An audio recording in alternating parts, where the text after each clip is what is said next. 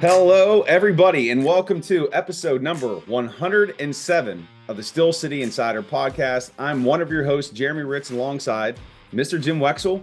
And today we are going to be talking all about the brand new Pittsburgh Steelers that have joined the team via this year's draft. But before we get into that, Jim, how are you doing this fine Monday? I'm good. It was a good draft. It was good time. Good time to get with all my guys, all the boys, all the girls too. The girls are cool too. It was pretty cool. It was pretty cool. Awesome. Pretty cool. And we're going to go through everything here. If you joined us last week in 106, we actually made some correct calls, not to toot our own horns here a little bit.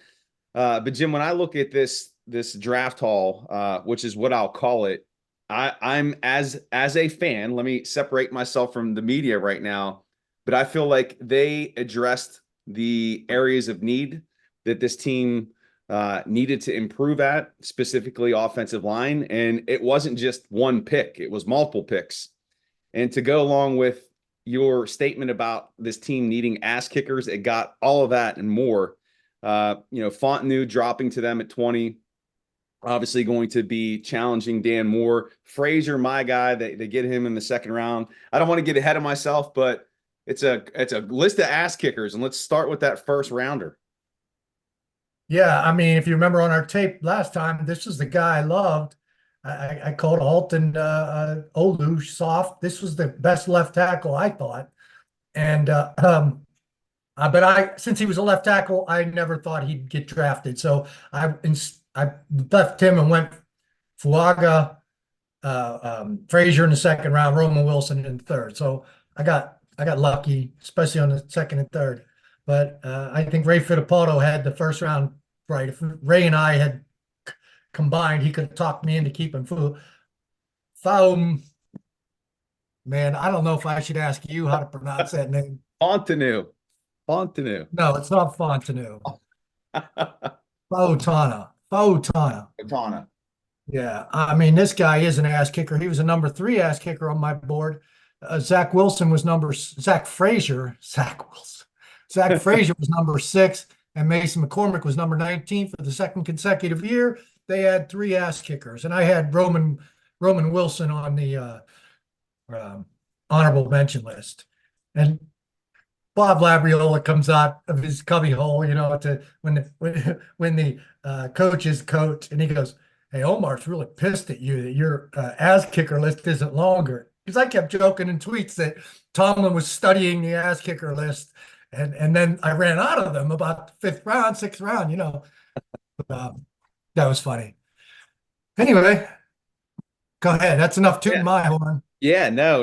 Let's go make some predictions, or I'll be wrong about next week. Yeah, well, you nailed it. But let's just go through here. Let's go through those the first 3 picks.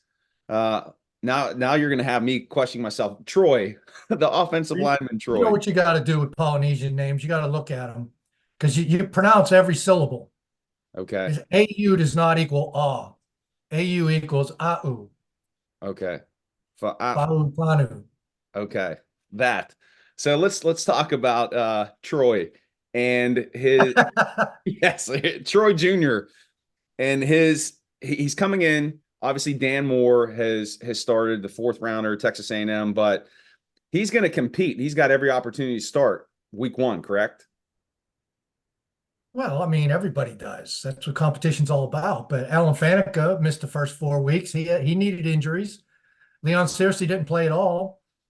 Broderick Jones missed the first injuries or other complete ineffectiveness by a returning starter. Now, Ryan Shazier didn't have anybody to beat out at inside linebacker. He started the first day of spring. Mm-hmm. So it's not automatic that these guys go into the lineup. And Dan Moore's a 3-year starter. At least I expect, or I would. This is what I would do if I was the coach. I'd put Fautanu at backup left tackle. That's his position. I know it's Broderick Jones' position too, but Broderick plays a mean right tackle, and he's better run blocker than pass protector. So why not? You could keep him there, unless you've made promises to him when you moved him over there last year. But I mean, you got a 1st round left tackle. Put him behind the left tackle. Start Dan Moore and go through camp And you're more easier. It's easier to watch the competition than to move Broderick to left tackle, give Fautano the starting right job, and try to make Dan Moore some kind of serviceable right tackle, which he hasn't been. Right. Some people would say he's not even a serviceable left tackle, but I know I turned to somebody and said, right after the pick of Fautano, I said, Dan Moore just left for the weight room. And that's the kind of guy he is. He's going to work really hard. And Duke Manyweather has said that he's really improved his body again. So, I mean, yeah, he'll get the chance.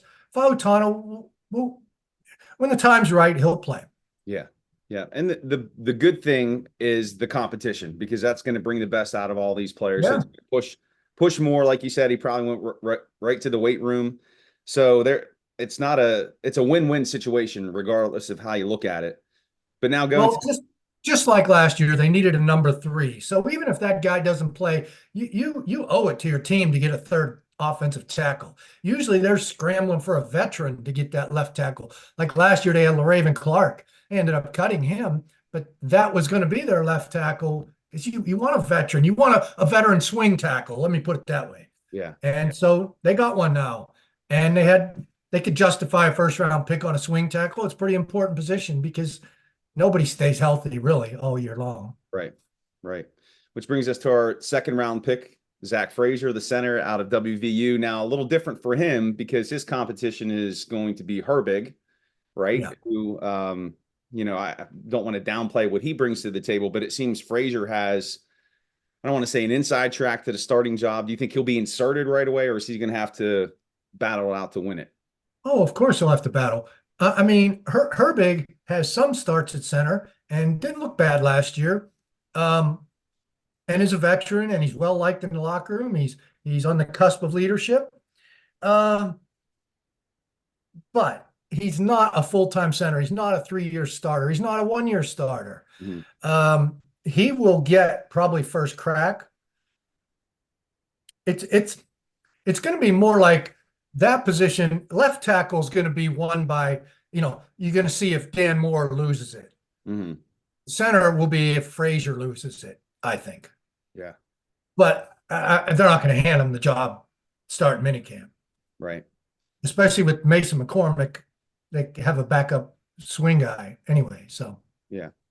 And when I look at this line, you mentioned McCormick there from the 4th round, but if I look left to right, just the future, and I'm going to put Fautanu. I think I got that correct. Fautanu. Write it down. Fautanu. All right, get an A+.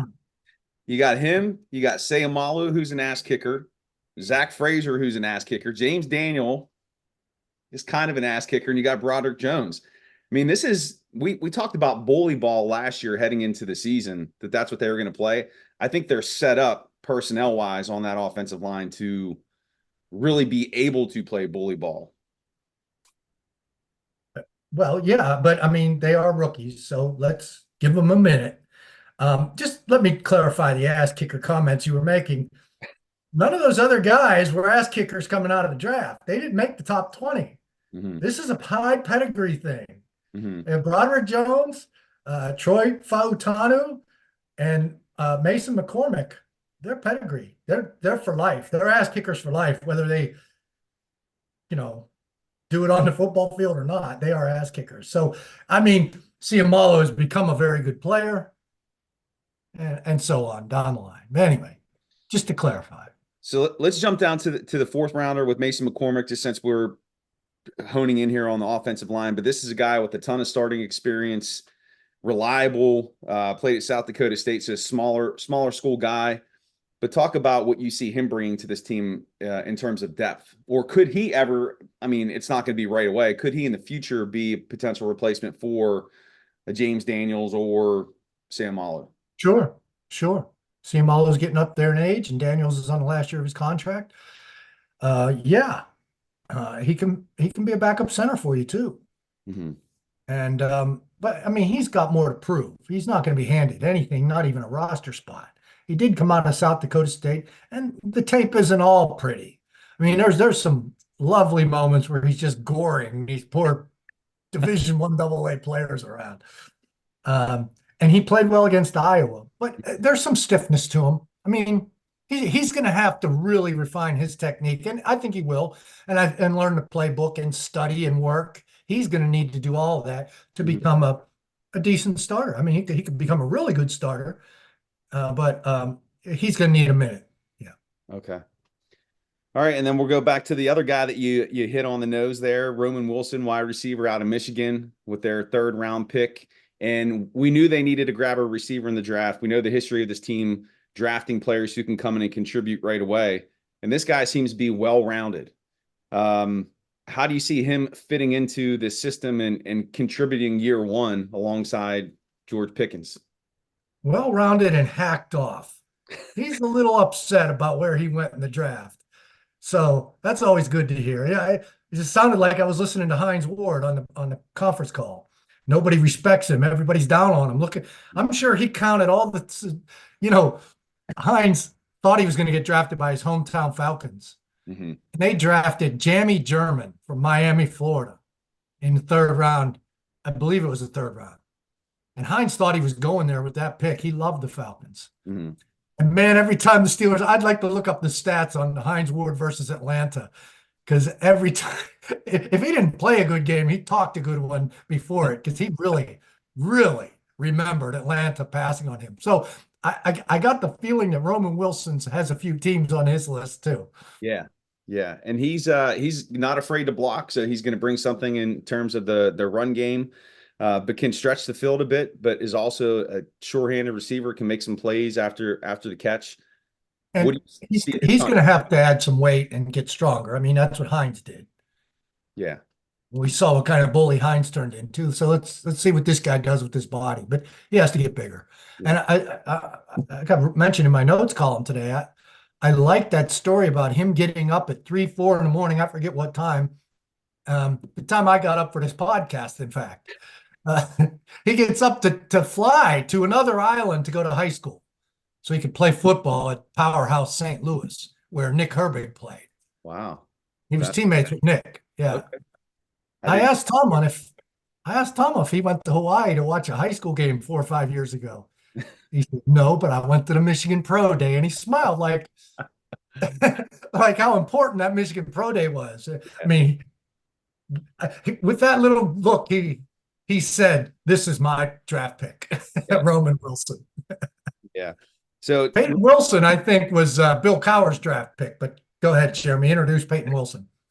Yeah. So, well, before we do that, just real quick, the wide receiver position. Do you still think they're in need of adding a veteran receiver there? They got 5. I'm sure they'd like to have 6, and they have some extra money. So, yeah, I mean, I wouldn't be surprised, but I don't know that they're that bereft. They have Wilson, of course, and then they have 2 veterans. I mean, the veterans are of questionable caliber, but they are veterans. They've been on the cusp of starting lineups and have started. Wes Watkins is very fast, and that's the guy I told you about, drops everything. and who's the other guy? Van Jefferson. Yeah. I mean, I've seen nice highlights of Jefferson, but people who watch him every day say he was very inconsistent. So, I mean, you got those 2 guys. Calvin Austin, I wouldn't consider as a starter. Roman Wilson might be a little too small and light yet to be outside, but I think he will in time. Okay. Yeah, and then their second, 3rd round pick, my favorite. I mean, Frazier. I love Frazier because I love centers. That's what I played back in the day. But man, I love inside linebackers. And when I saw that Peyton Wilson was still on the board when they were picking, I was like, oh, this is too perfect. And they snagged him. So they got this super athletic linebacker out of NC State. Probably he's not going to start right away. He's got the injury history, but man, if he could grow and develop, this could be a hell of a steal here in the 3rd round. Our draft analyst, Roy Countryman, we invited him to come on. We wanted his expertise for the show, but he said, thank you, but I've got tape to break down for next season. So I'll just speak for Roy here. Roy loved Peyton Wilson. Loved him. This was the linebacker he wanted most of all. I think he even said 2nd round. I don't know if you look through his copy this year on all the mentions of Peyton Wilson. I'm sure there's a 1st round mention in there somewhere, but Bottom of the third. I don't think Roy knew he didn't have an ACL in one of his legs like Hines Ward, and still ran a 4.43. I guess the ACL isn't really, I mean, next time you tear your ACL, take it out, right? Instead of sitting out a year and a half. Non-essential. But Roy was a little upset that he didn't know that Peyton Wilson didn't have an ACL, so thus his early jump on next year's draft. Well, no rest for the wicked, right? He's putting in that work, and that's why he's That's why he's who he is. Yeah, for sure. For sure. And he'll probably be a rotational guy, spelling. Roy Countryman? Yeah. Yeah. But Wilson will probably be rotational guy, getting some snaps, spelling Roberts. And Russell Wilson? Yeah. Wilson. Roman Wilson? Which Wilson? I know. Okay. All right. Yeah. I know. It's not even funny. I know. Thank you for fake laughing because. No problem. You pay me a healthy salary, I got to laugh at your jokes, Jim. Peyton Wilson is another guy that's going to take a little time. He's going to need a minute. If you count Mark Robinson, they have three guys, and then Cole Holcomb's a fourth guy. I hear Quan Alexander's begging, but I mean, Achilles, that takes time. Yeah. But yeah, so we'll see. I mean, he'll make it on pass coverage. He'll get in on pass coverage downs to start. That'll be the way they ease him into playing football for them. Yeah. Yep. Yep. And then if we already talked about McCormick. Let's go to their 6th-round picks. They didn't have a 5th or 7th this year, but they snag a defensive lineman out of Iowa, Logan Lee. It's probably going to be a developmental player. And then they also got Ryan Watts, cornerback out of Texas. By any chance, Mike DeFabo's tweet on Brett Kiesel's, your dad will tell you this guy reminds him of Brett Kiesel? I didn't know. You didn't see it? He went through it. This is my mock draft. And he didn't have a name, but he had a sentence. The 3rd round will be the son of a famous football player. Each kind of Tomlin stereotype. He goes, in the 6th round, they'll take a defensive lineman who your dad will say reminds him of Brett Kiesel. And I'll tell you, I'm dad, because this guy is measures exactly the same as Kies. Yeah. And Kiesel was a 7th rounder. He was a big frame guy, a rangy, long defensive end who they thought could add some weight and become a 5 technique, a 3-4 defensive end. I don't know how much the Steelers even use a 3-4, but Logan Lee falls right into that exact body type. And he's got speed. He's quick twitch. Kiesel has a little better speed. This guy's a little better agility. They're both strong, and they're both can jump. They actually all have better numbers than Aaron Smith did, but Aaron Smith was the same exact body type. He was 5'07", 279 pounds. Logan Lee's 5'05", the 40, and he's 281. Both, couple fractions over 6'5". The same kind of body build. So I didn't see here's the only tape of Logan Lee I watched. I think I watched Mason McCormick play against Iowa. I wanted to see him play against a D1 team. And Mason McCormick looked good. Was that at the expense of Logan Lee? I don't know. But Logan Lee didn't flash in that game from what I saw. But I mean, he has good quick twitch. He has good statistics. So the statistics say he can get after the passer and he can stop the run. So you're hearkening back to an old school Steelers type. And in the 6th round, I have no problem with that whatsoever. No problem. Yeah. It's a developmental pick. He's got the bones and the structure to, grow into that position. And there's precedent for this team doing following that similar type of process on the defensive line. And then you look at Watts. He projects more as a safety, ran in the 4.5s. What's your take on him? Well, the rumor going around the media room was that Ohio State wanted to make him a safety, and he refused and transferred to Texas. That's why he transferred. Now, we asked Ryan, why did you transfer? And he didn't say any of that. Just, I wanted more opportunity. So, I mean, it seems like my hunch and the unofficial rumor says that he balks at playing safety. Not that he'll balk to Mike Tomlin. I mean, right. Your last pick of the draft is not balk. Right. Right. Unless he drops the ball while in contact with the rubber. That's a baseball joke. This guy's 6'3". I mean, if Corey Trice can't make it back, this guy might. Mhm. And I also wondered while I was trying to figure out why they didn't draft a slot corner instead of drafting clearly an outside corner, maybe even a safety. I thought about the punt gunner position and how vacant both of those spots are. Pierre's gone and Boykin's gone. Mhm. Is Boykin signed with anyone else? I know Pierre has. I don't know. I don't believe so. Okay, so he's a possibility to return, but I just wondered if they had Gunner in mind when they drafted Ryan Watts. Mhm. Because I haven't watched him either, but he's supposed to be physical in the run game. Mhm. And, that means he's 6'3" and physical and can run. So it's perfect Gunner for one thing, at least to get him started. Yeah.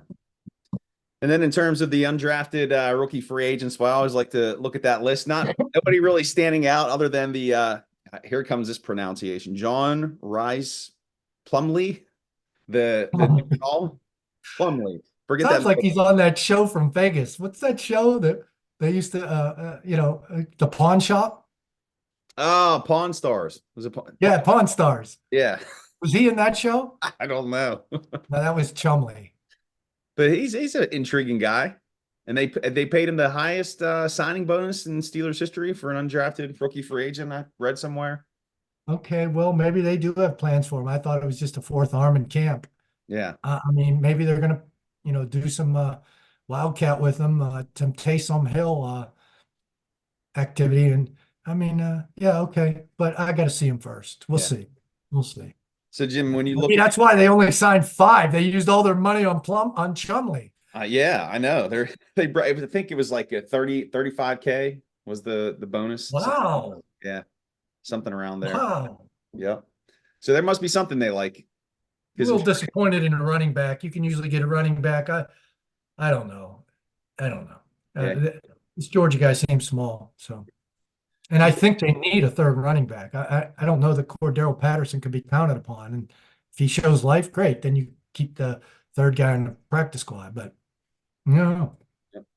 So Jim, when you look at this, you look at all the picks here, you look at the undrafted additions. Is this Steelers team a better team as we stand here today after the draft? And has the personality or the character of this team transferred or transitioned or transformed in any way since the draft completed? Absolutely. I mean, I can't see how it couldn't have. Pardon my double negative. But the offensive line, I don't know if it's going to be fixed right from the jump, but you got to be excited that now they have an offensive line and they have a linebacking core. I mean, we learned more about the linebacking core as Roberts continued to play. And then they brought in Queen. And now they draft Peyton Wilson, a 4-4 cover guy. And they have other options, Cole Holcomb. And, that in itself, that's all a relief. Now they just need a slot corner. Is it going to be Cam Sutton? I mean, do you do that? Do you risk that kind of PR? It's not a Rooney-like move, but these guys are getting desperate to have a playoff win. So maybe Cam Sutton can find a way to overcome his current struggles. But I like Pat Peterson. I don't agree with everybody that he shot. I think everybody formed that opinion after Ayuk beat him a couple times in the opener. He's not Patrick Peterson of old, don't get me wrong, but I think he could help the team in the slot and with his mentoring, continuing to mentor Peasy and these young Avatar guys. But I think we saw that he's not a safety. Yeah. He's just, as much as everybody wants to call him a safety because of how much he played there last year, he's just too small. He's just too skinny, and that's a tackling position. Right. But otherwise, I want Patrick Peterson in my locker room, and I think he can handle a slot. Yeah. We know Cam Sutton can handle a slot. Mm-hmm. Man, that's an ugly incident. Yeah, I went back.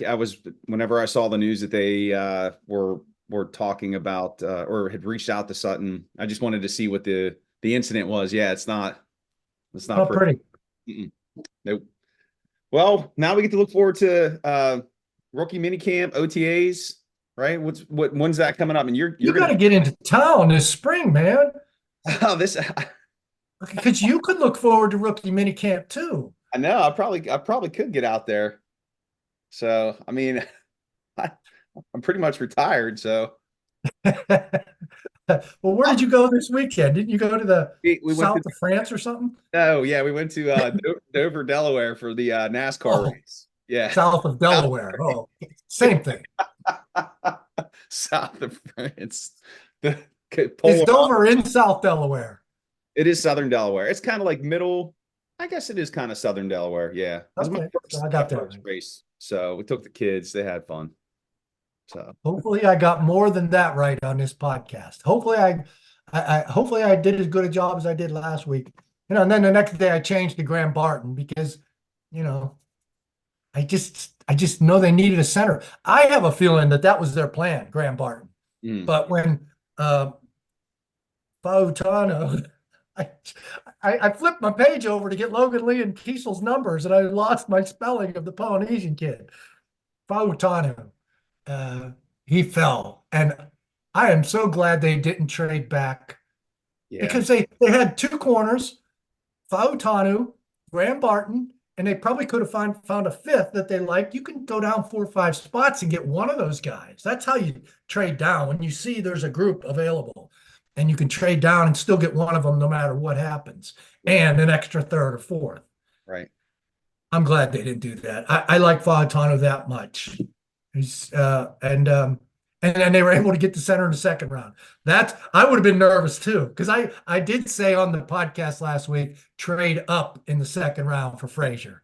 Yeah. So it wasn't a perfect prediction, but they had to have some steel cojones to stay put and not go up after him. Really, especially how jumpy Omar proved to be last year. Yeah, how aggressive he was to turn around and do the opposite this year when it was called for. It worked out perfect. They didn't have to give up a third or a fourth. They got some more good players.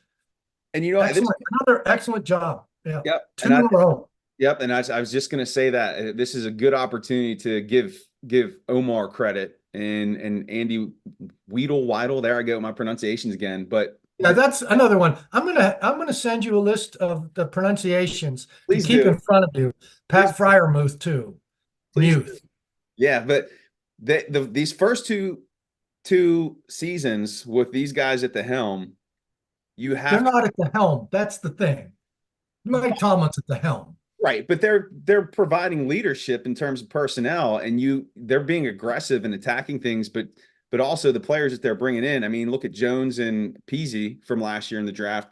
I'm thinking these gentlemen drafted this year are going to contribute just as much, if not more. I mean, great start. Yeah, great start. I mean, the personnel department, great start. Yeah. Personnel department always acquiesces to the coach in this organization, unless that, you know, Tom Donahoe was here a few years before Bill Cowher came, so maybe that gave him a feeling of power that in the end, when he and Cowher clashed, he decided he would put his